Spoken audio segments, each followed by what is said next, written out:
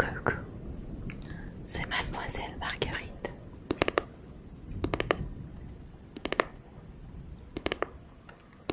Bienvenue dans cette vidéo de l'horreur.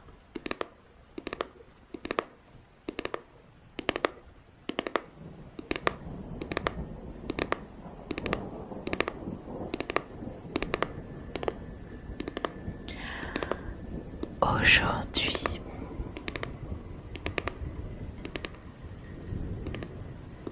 à l'occasion du mois d'Halloween, je vous fais cette petite vidéo où je vais vous raconter des histoires d'horreur. Pour information, je ne les ai pas encore lues. Moi, je vais découvrir avec vous. Mais au cas où, sait-on jamais, si vous êtes très jeune ou très sensible, je vous conseille de ne pas regarder cette vidéo. Même si je sais pas vraiment si les histoires que je vais dire vont faire si peur que ça. Mais on verra bien.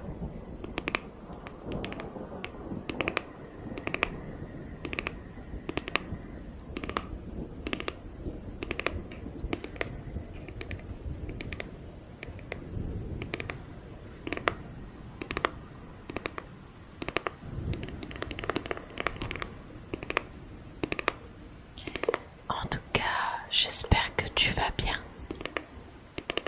Et puis, aujourd'hui pour le mode, le ABCD, j'arrive pas à parler. Oui bien sûr. Attends, je reformule ma phrase. Alors, donc, dans chaque vidéo YouTube, je vous donne un emoji à commenter. Et aujourd'hui, l'emoji à mettre en commentaire, ce sera la citrouille. Voilà. Je sais pas encore si toute la vidéo sera en soft spoken, mais c'est vrai qu'il y a pas mal de personnes qui me demandent des vidéos en soft spoken, et c'est vrai que j'y pense jamais. Mais aujourd'hui, occasionnellement, on va tester ça. Et puis, n'hésitez pas à me dire en commentaire si ça vous plaît, le soft spoken, et puis j'aviserai. Mais de toute façon, il y a un petit peu, j'essaie de faire en sorte qu'il y en ait pour tout le monde. Il y a des personnes qui préfèrent le no talking, donc j'essaie de faire quelques vidéos comme ça. Et c'est vrai que ce que je préfère, c'est le chuchotement. L'inaudible aussi, je n'en ai pas encore fait. Je sais pas si ça vous tenterait de l'inaudible. Ça épuise beaucoup la respiration. Ça épuise vraiment beaucoup la respiration.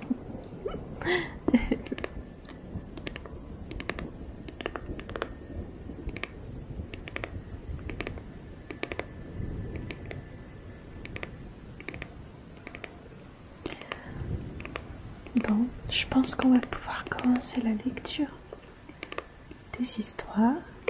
Donc, il y aura une creepypasta.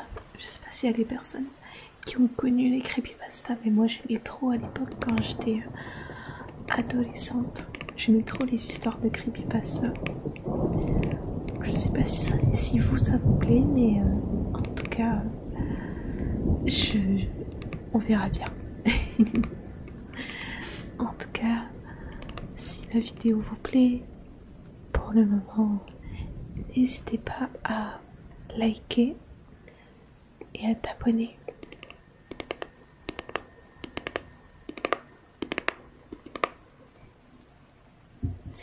Je sais pas du tout si je dois fêter un truc au moment où je vous parle très drôle parce que on y est presque et donc du coup ça pourrait être bien dans le thème de l'horreur. Actuellement, à l'heure où je tourne cette vidéo, on est à 660 abonnés. Ça aurait été très drôle que la vidéo sorte et qu'il y en ait 666. Mais écoutez, je pense qu'on va pouvoir commencer la vidéo. Je vais commencer ma lecture.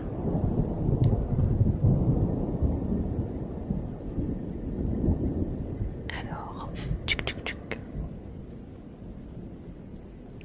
par un beau soir d'Halloween dans le New Jersey, un homme assez âgé et qui vivait seul avec sa femme fut découvert mort dans sa cuisine. Il avait la réputation de ne pas aimer les enfants et d'avoir une grande aversion pour eux. Le matin du 31 octobre, pris d'un éclair de génie et de méchanceté, l'homme avait minutieusement inséré des lames de rasoir dans des pommes qu'il prévoyait de distribuer aux enfants plus tard dans la soirée. Sa femme, fermement opposée aux actes criminels de son mari grincheux, décida d'interrompre le massacre planifié. Elle lui prépara sa tarte préférée, une bonne tarte aux pommes, et l'invita à savourer une généreuse part en dessert, juste avant l'arrivée des enfants sonnant à leur porte. L'homme qui avalait sa nourriture avec voracité, et comme s'il n'avait jamais mangé de sa vie, demanda à sa femme juste avant d'engloutir une bouchée: « Mais où as-tu trouvé les pommes pour faire cette tarte ? Je les avais toutes prises ce matin. » C'est en avalant cette bouchée qu'il réalisa, un peu trop tard, qu'il venait de se trancher la gorge de l'intérieur avec ces fameuses pommes.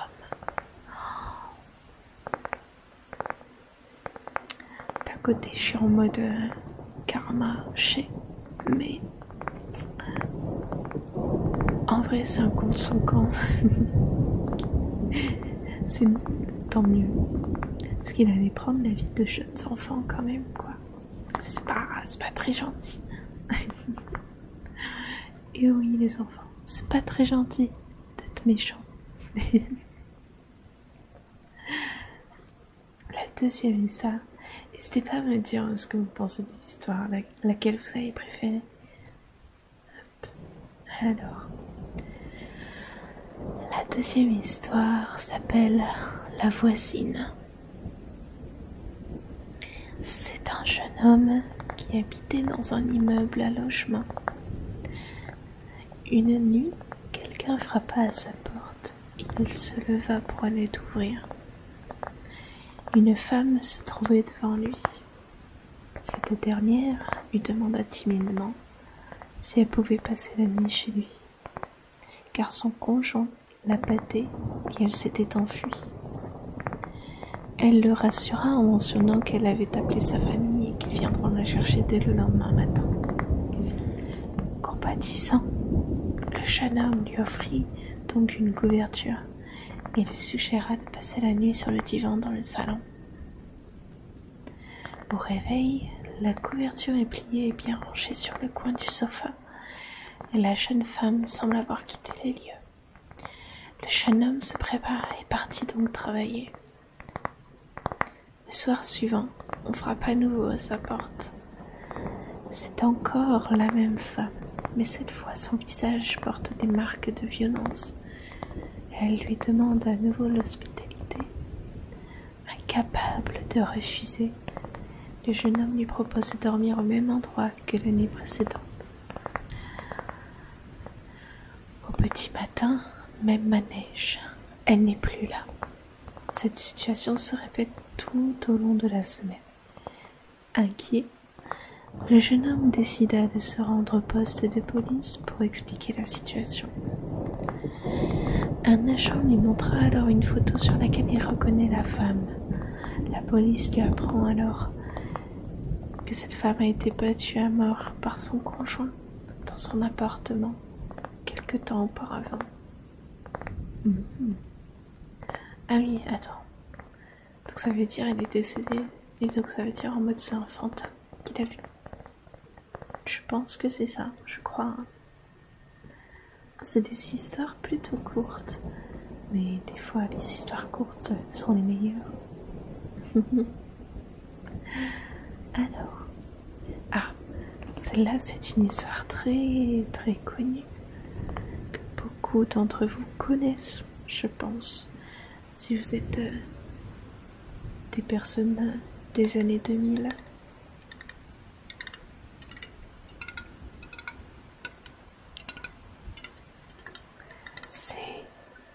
Il s'agit de la Dame Blanche.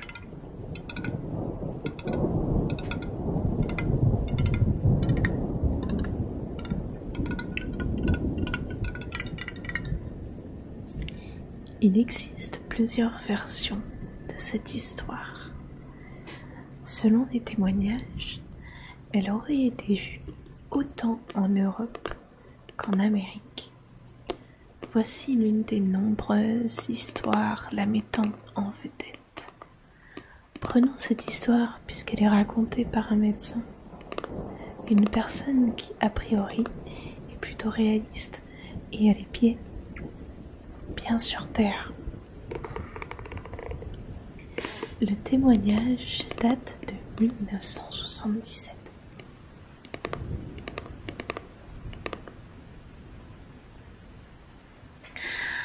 Après une longue journée de travail, un médecin rentre chez lui un soir. Alors qu'une pluie battante s'abat sur le bord de la route, il aperçoit une jeune femme vêtue de blanc. Par compassion et pour se rendre utile et aimable, il décide de s'arrêter et de lui offrir de la raccompagner chez elle. Elle accepte. Et après lui avoir donné son adresse, elle ne dit plus un mot du reste de la route. Pendant le trajet, elle reste silencieuse, jusqu'à ce qu'il traverse le pont du Furet. À cet instant précis, elle devient agitée et effrayée. Une fois arrivée à destination, le médecin lui prête son parapluie et attend qu'elle le lui rende. Cependant, ne voyant pas la jeune femme revenir, le médecin sonne à la porte de la maison. Un couple lui ouvre et il leur raconte alors son histoire. En décrivant la jeune fille, le couple, visiblement très ému, lui révèle alors que cette jeune fille était leur fille unique, décédée tragiquement lors d'un accident de moto sur le pont du Furet plusieurs années auparavant. Oh, c'est trop triste.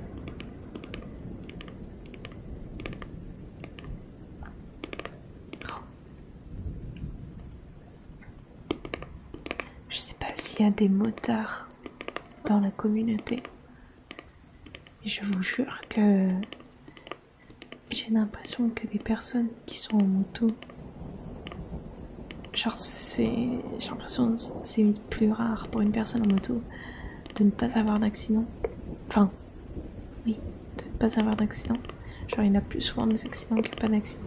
Et c'est pas à cause de lui, c'est à cause des voitures.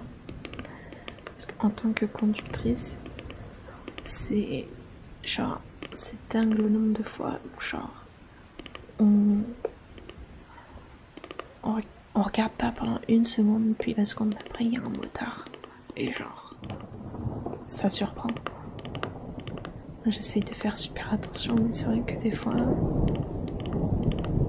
on les voit pas arriver. Soyez très vigilants, motard ou pas, conducteur en voiture. Parce qu'en voiture, on est bien protégé par notre carrosserie, on va dire. Mais en moto, pas du tout. Ensuite, prochaine histoire. La station-service. La nuit était sombre et brumeuse, et Denise luttait pour rester éveillée, alors que la route était sombre, froide et détrempée. Le niveau d'essence de sa voiture devenait dangereusement bas, et elle ignorait totalement où se trouvait la prochaine ville. Juste au moment où elle allait arrêter la voiture pour dormir sur le bord de la route, elle aperçut une petite station d'essence douteuse. Malgré tout, elle n'a pas le choix, elle s'y arrête.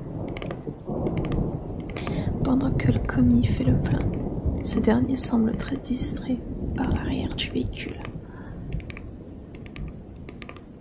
Il s'exécute enfin, mais lui demande d'ouvrir le capot, parce qu'il flaire un problème, alors qu'elle se retrouve seule dans une petite station-service délabrée, en plein milieu de nulle part, et que le commis a des comportements étranges. Le cœur de Denise bat la chamade. Il lui demanda de sortir de la voiture pour venir voir le moteur. Elle s'exécuta tout en se demandant pourquoi elle ne se mettait pas à crier. Dès qu'elle arriva devant la voiture, il l'attrape par le bras et lui dit « Cette voiture a besoin d'une remorqueuse, vous devez venir avec moi dans le bureau. » Puis il lui met la main sur la bouche et l'entraîne de force à l'intérieur du bureau. Une fois à l'intérieur, il lui dit « Il y a un homme couché sur le siège arrière de votre voiture. Nous devrions appeler la police. » La femme apeurée partit en courant vers sa voiture et fila à toute vitesse sans regarder derrière. Au bout de quelques minutes, Denise regarda dans son rétroviseur. Elle vit un homme avec un chandail à capuchon et une hache dans la main, sur la banquette arrière. Sur le champ, d'un mouvement de bras, il décapita la pauvre femme avec sa hache. Le cadavre de Denise fut retrouvé quelques jours plus tard. Des années après ce drame, la police est enfin parvenue à mettre le grappin sur le tueur en série qui avait eu la peau de Denise. Avez-vous regardé sur la banquette arrière de votre voiture? Ah, c'est trop horrible. La pauvre Denise. Attendez un instant.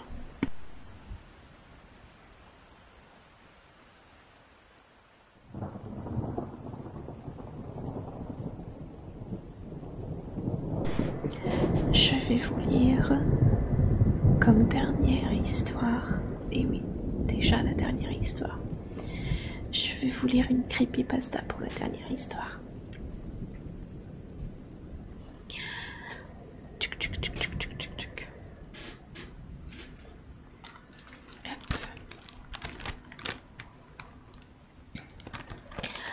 La creepypasta s'appelle The Name.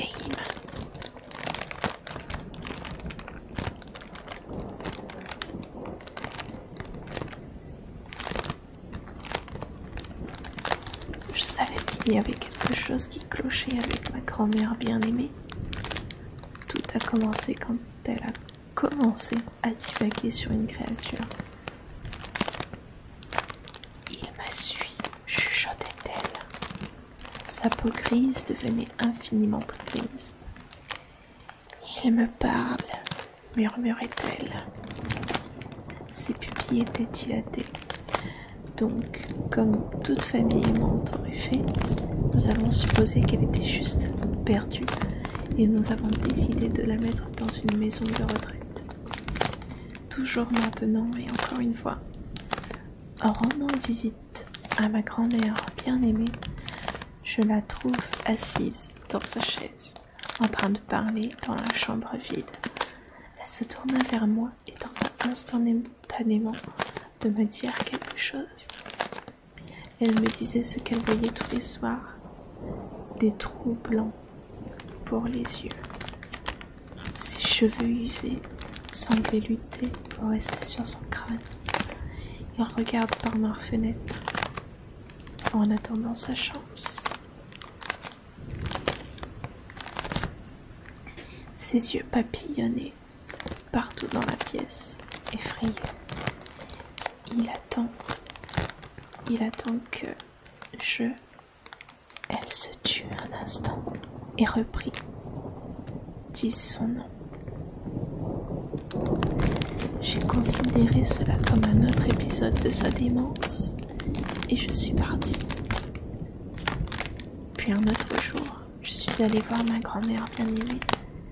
Comme d'habitude, elle était assise dans son fauteuil, mais cette fois, elle se tourna vers moi et me dit son nom.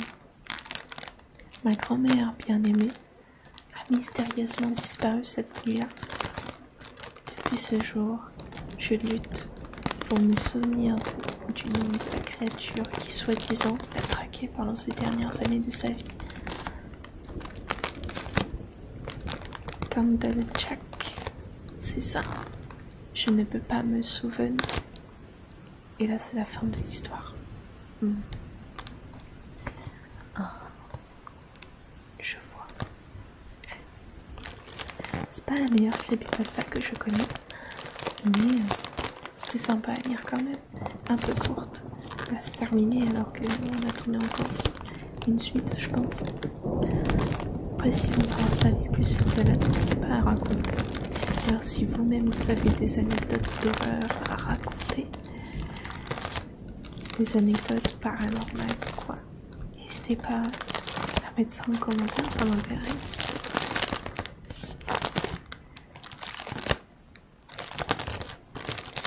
Moi, il me semble que je n'en ai pas à raconter.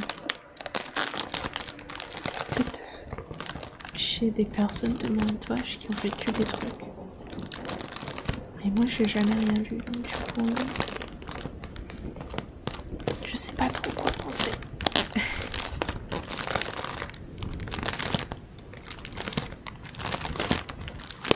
Enfin voilà, la vidéo est terminée. J'espère qu'elle t'a plu. Comme je le dis en début de vidéo, si ça t'a plu, n'hésite pas à liker, à t'abonner et puis à me mettre un petit emoji citrouille pour le référencement dans mes commentaires.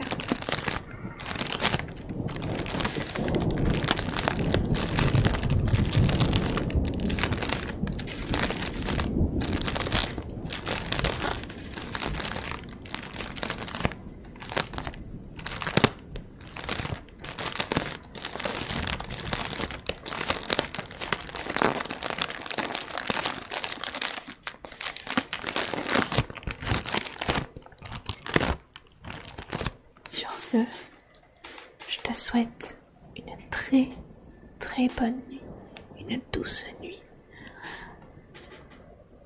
Douce nuit. Et veillez à bien fermer votre